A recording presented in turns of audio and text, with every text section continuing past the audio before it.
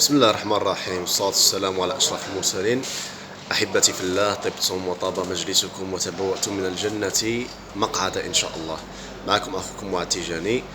إخواني في الله، هذا الفيديو داتو أي إنسان عنده استفسار، عنده سؤال راه محيره، يطرحه في تعليق أسفل هذا الفيديو وراح نجاوب على الجميع بإذن الله تعالى. هكذا حتى إذا عندكم أي استفسار في عالم الطيور حطوه، راح نجاوبكم عليه بإذن الله تعالى.